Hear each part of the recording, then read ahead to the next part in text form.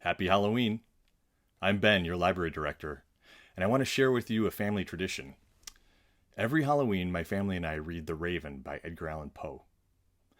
Edgar Allan Poe was an author who lived in the 1800s, and he wrote some of the very first science fiction stories, horror stories, and detective stories. In 1845, he published this poem, The Raven.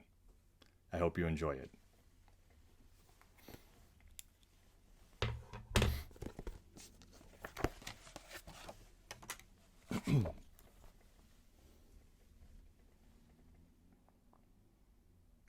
Once upon a midnight dreary, while I pondered weak and weary over many a quaint and curious volume of forgotten lore, while I nodded, nearly napping, suddenly there came a tapping, as of someone gently rap me at my chamber door. "'Tis some visitor," I muttered, tapping at my chamber door. "Only this, and nothing more." Ah, distinctly I remember it. It was in the bleak December, and each separate dying ember wrought its ghost upon the floor. Eagerly I wished the morrow. Vainly I had sought to borrow from my books surcease of sorrow, sorrow for the lost Lenore, for the rare and radiant maiden whom the angels name Lenore, nameless here forevermore. And the silken, sad, uncertain rustling of each purple curtain thrilled me, filled me with fantastic terrors never felt before, so that now, to still the beating of my heart, I stood repeating, "'Tis some visitor entreating entrance at my chamber door, some late visitor entreating entrance at my chamber door. That it is, and nothing more." Presently my soul grew stronger, hesitating then no longer. "Sir," said I, "or madam, truly your forgiveness I implore. But the fact is I was napping, and so gently you came rapping, and so faintly you came tapping, tapping at my chamber door, that I scarce was sure I heard you. Here I opened wide the door. Darkness there, and nothing more." Deep into that darkness peering, long I stood there wandering, fearing, doubting, dreaming dreams no mortals ever dared to dream before.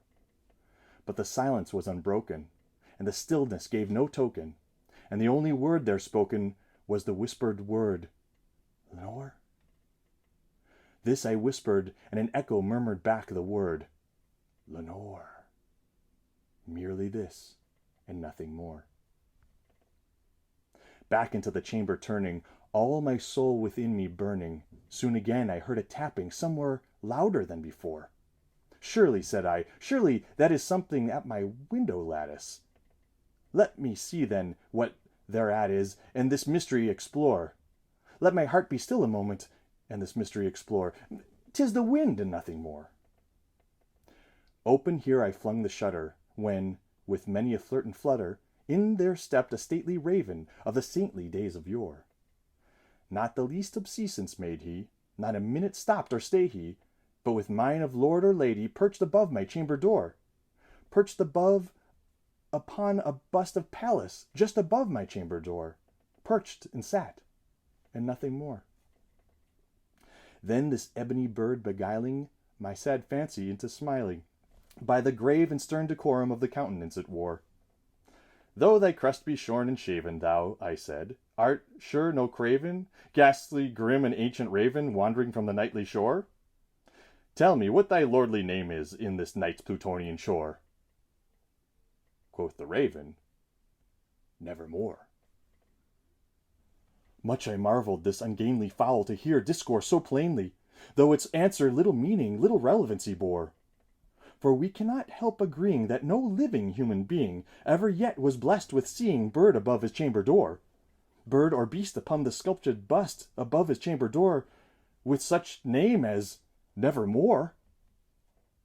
But the raven, sitting lonely on that placid bust, spoke only that one word, as if his soul in that one word he did outpour.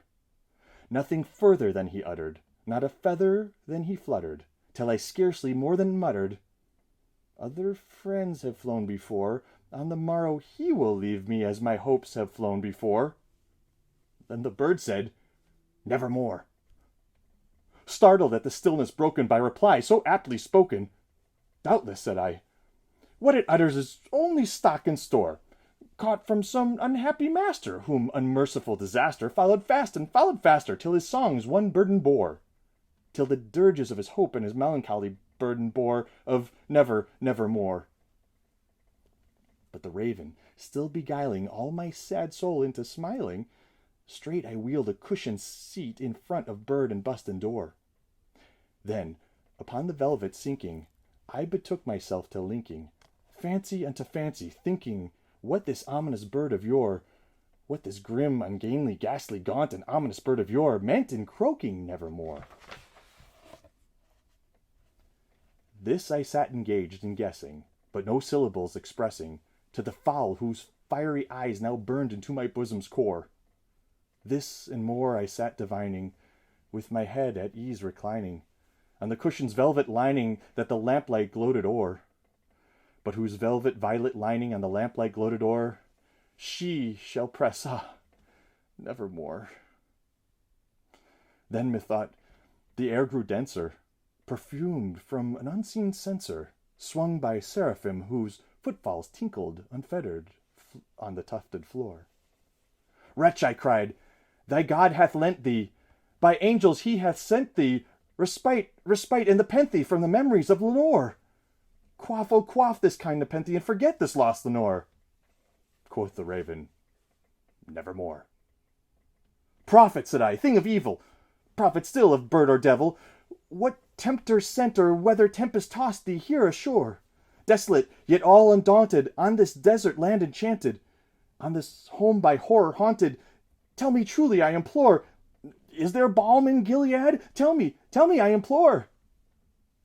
Quoth the raven, nevermore. Prophet, said I, thing of evil, prophet still, if bird or devil, by that heaven that bends above us, by that God we both adore, tell this soul with sorrow laden, within this distant Aden, it shall clasp a saintly maiden whom the angels name Lenore. Oh, clasp a rare and radiant maiden whom the angels name Lenore. Close quoth the raven, nevermore. Oh, be that word our sign of parting, bird or fiend, I shrieked upstarting. Get thee back into the tempest and the night's Plutonian shore. Leave no black plume as a token of thy lie thy soul hath spoken. Leave thy loneliness unbroken. Quit the bust above my door. Take thy beak from out my heart, and take thy form from off my door. Quoth the raven, nevermore.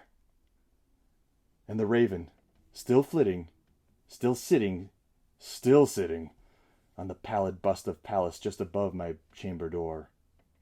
And his eyes have all the seeming of a demon's that is dreaming, and the lamplight o'er him streaming throws his shadow on the floor. And my soul from out that shadow that lies floating on the floor shall be lifted nevermore. Happy Halloween.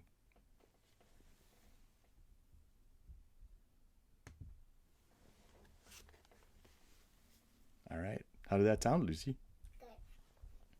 Good. Can we listen to it, please? Yes.